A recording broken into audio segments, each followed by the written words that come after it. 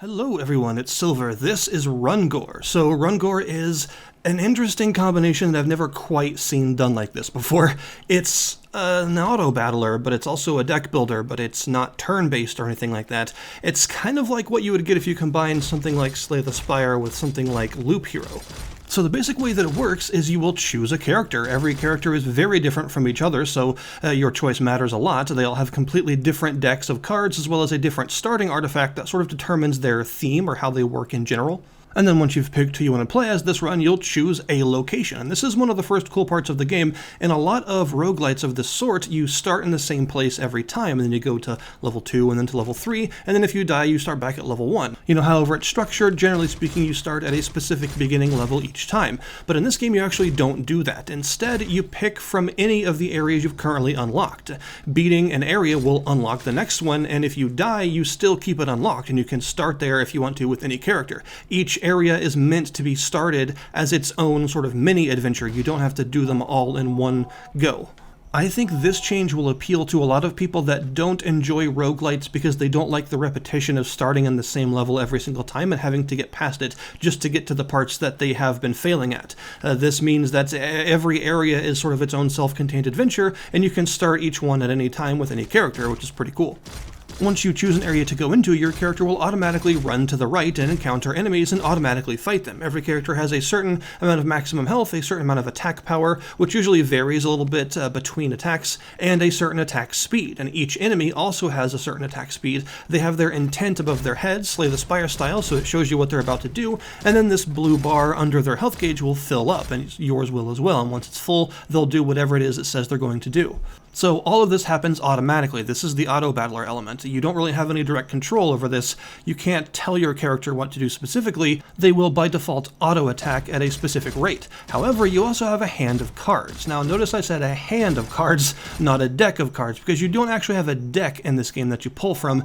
Rather, you have a hand that you can spend.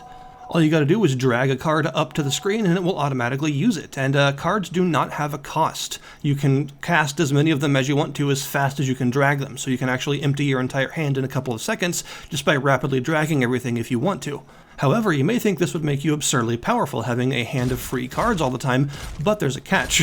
The catch is that, like I said, you don't have a deck, so if you run out of cards, that's it, you're out of cards, and you don't have the ability to get any more until you win a battle. After you complete a battle, as your character is running right to the next one, you'll be given a selection of cards to choose from based on the character you're playing, and you can choose a certain number of those to add to your hand, usually 3 by default, although there are ways to change this with different artifacts and things.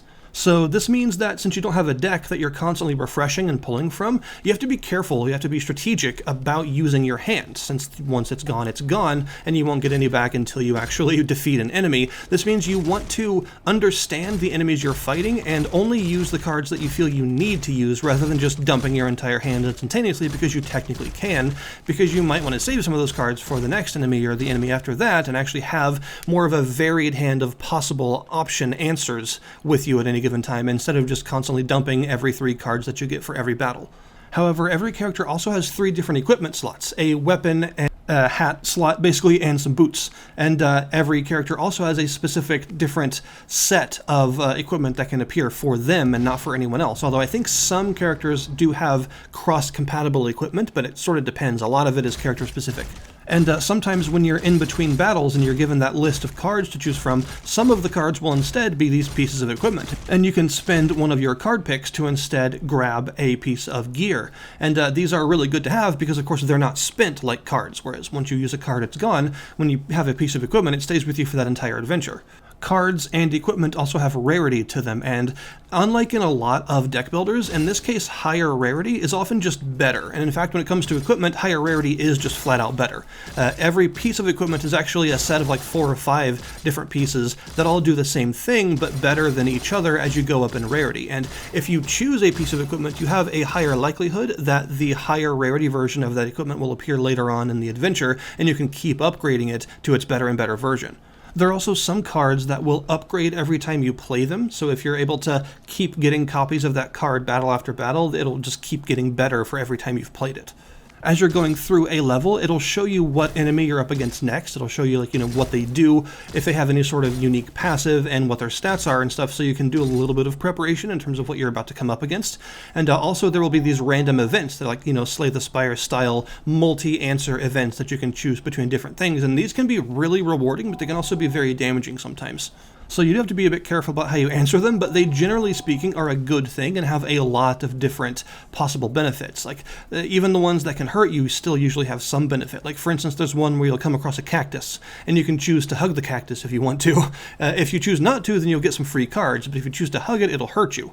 And if you choose to hug it again, it'll hurt you even more. But after it takes 20 health from you, you'll actually get the cactus as an item, as an artifact, and it will return all damage that enemies do to you 1-to-1. So if you get hit for 5 damage, the enemy will take 5 damage. And this even counts for damage that you block, by the way. So it becomes a very powerful artifact that just costs some health to get. This is just an example of the sort of thing that you can find from these random events that happen. And then at the end of a floor, after all of the events, you'll face a boss of some kind, and the bosses are usually very gimmicky. They have some sort of unique thing that you're going to need to learn how to overcome. Very rarely are they just a dude that hits you. Usually they have some sort of special tactic or something that you need to figure out or build for. If you're able to beat a boss, you'll get some healing, as well as a choice between 3 different artifacts. Oftentimes these are character-specific as well, by the way. And then you will go on to the next floor of that particular dungeon. And usually a dungeon is like 2 or 3 floors long, and if you're able to beat it, then you'll actually complete that dungeon and get a bunch of gold, which is a meta currency that you can spend on upgrades, and unlock 1 or 2 other dungeons after it to try out. And the way the gold works, by the way, is when you're at camp, when you're at like the main menu, basically, you can spend some gold, firstly, on a couple of extra mechanics, which can be pretty useful. Like, you can expand the number of cards that you'll be able to select from in between battles, for instance. You can, like, double it, basically. And you can also unlock the ability to hold the right mouse button down for bullet time, which is extremely useful because all this is done in real time and can happen really fast. So sometimes it's nice to be able to slow things down and read some cards and stuff. So yeah, you can spend 200 gold on the ability to slow down time whenever you want. But after these couple of mechanical upgrades, you'll also have upgrades for the characters that unlock more variety and equipment for them to find. So every time you're unlocking a character, you're also unlocking a set of upgrades that expand the pool of equipment that they can pull from. Oftentimes, equipment for a character is based very specifically on their gimmick, their mechanic, so expanding their options, their sort of pool of possible stuff, gives them more different varieties of builds to go for in terms of how they do what they do. And they're all pretty unique. So you've got like the knight character to start with, who is mostly about armor and gaining armor to block attacks, and has various different things in terms of marking enemies to do extra effects to them, as well as lots of things that give armor in some way, or double the amount of armor he has, or cause his basic attacks to give armor based on the damage they do, and things like that. And there's a piece of equipment that I really like for him that allows him to get boosted attack speed every time he blocks an attack. So if you build a bunch of armor onto him, he starts to attack like super fast, and it can be a really good build to overwhelm the encounters that have multiple different enemies. Sometimes there are encounters with a bunch of different enemies, so the ability to attack really fast while blocking their attacks is really nice. But then you've got, say, the food guy, the big dude. He has a lot more maximum health, but he's also got this gimmick where the more full his health is, the faster his attack speed is. So at low health, he's actually really, really slow and ineffective, but he has a bunch of cards that heal him, a bunch of cards that cause him to do burst damage multiple times, depending on various things, and the ability to inflict a status called Maim, which amplifies the damage that enemies take for every stack of it they have. He even has some cards that hurt him directly but give some sort of benefit, or maybe even cards that apply lifesteal and things like that. So he's all about like rapid burst damage with tons of healing and self-damage effects. And then you've got, say, the bow guy. There's a bow guy who uses like poison and mark attacks to do like super high burst damage, but is also about building lots of dodge because he's very fragile. You've even got a guy that uses pets and actually gets specific cards to level up the pets that he is currently exploring with, and allowing him to use them and his own card pool in order to do various things. So he sort of works like a summoner sort of character. Another thing to note, by the way, is a lot of the run variety isn't just based on the character you're using, it's also the place you're going, because pretty much every dungeon has some sort of gimmick to it. There's one dungeon that gives you pets. Whether or not you're the pet guy, you actually get pets by going through the dungeon, and there are some monsters in that dungeon that actually interact with pets in various ways. There's a dungeon that has these wardrobe enemies that can take cards out of your hand until you kill them, or mirror enemies that can actually use cards in your hand against you. There's a dungeon where every floor you have to select a different unlocked character to play as, and you actually keep the equipment from the previous character, so although you'll be getting the new character's cards, you can use the old character's equipment in a way that you normally couldn't before, because you normally wouldn't be able to select that while playing as them.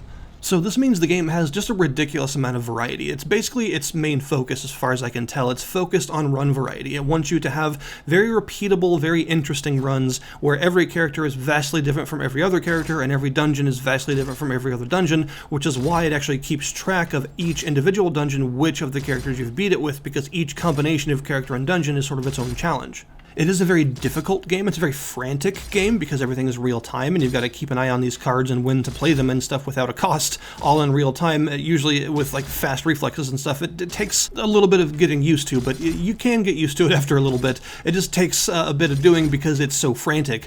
But I will admit that because of all this, sometimes the game can feel kind of unfair at times. I think perhaps some of it is balance, like some characters and cards just might need a balance pass or two to sort of change how they operate or how viable they are compared to others, but some of it is just because of the pacing of the game and the seeming randomness of how the gimmicks work. It means that sometimes you may come across a boss that you could never have prepared for the first time, so you're gonna die like guaranteed the first time you face the boss. Because of how specific the gimmicks of the bosses are, it's very easy to come up against one for the first time and have no idea what you needed to do up to that point to actually prepare for it, because it's gonna have something that you didn't realize. Like for instance, there's an area that has a zombie as its final boss, where the zombie only does 1 damage, but every time it hits you, it attacks faster and faster and faster until it starts attacking several times per second and lagging out the game because it's hitting you so fast. And if you don't have a ton of dodge or a ton of armor built up for this battle, then you're going to lose because it just does too much damage. So you'll need to know in advance that you're going to come across against an enemy with that specific power, so you're probably going to lose to them the first time you come across them.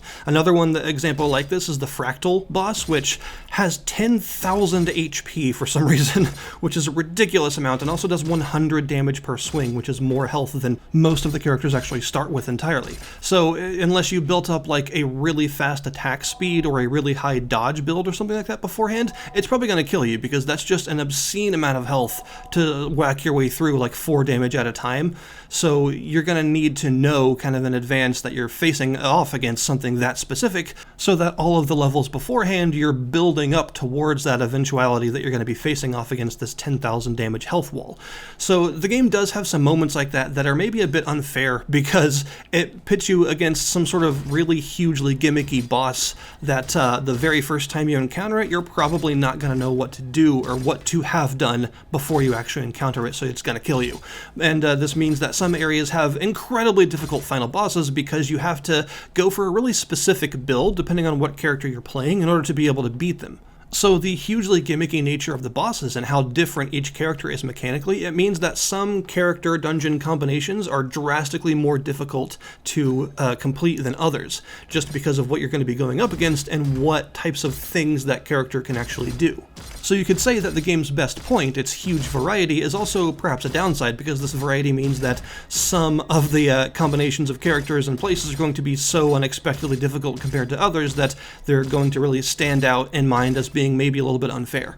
But despite the difficulty being kind of all over the place, depending on who you're playing and where you are, I still think it's a really fun game, and is actually a really enjoyable roguelite to go through. It's got that one more run feeling that you want for a roguelite like this, and the fact that every character is also representative of an entire deck of unique cards, artifacts, weapons, and gear, and stuff like that is a really cool idea, because it means that everything changes so drastically from run to run that every run feels a little bit different. And this is only going to be enhanced as the early access campaign goes on, because only half of the planned characters are in right now. 7 total characters are available at the time of filming, whereas there are eventually going to be 15, they've said. So I think as the early access campaign goes on, the overall variety and difficulty curve will sort of be helped out by having just more stuff put in to actually even out how each character works and the kinds of challenges that they can easily overcome and things. So I look forward to seeing what some of the new characters are and how this game develops. I'll definitely be keeping an eye on it, because for $15, there's a lot of really enjoyable gameplay here, and I definitely recommend it for people that like deck builders or auto battlers. It's sort of an interesting cross-section of genres here. So I'll link you in the description below this video, of course, to the Steam store page for RUNGORE, so you can go and check it out yourselves. Thank you guys very much for watching, and I'll see you next time.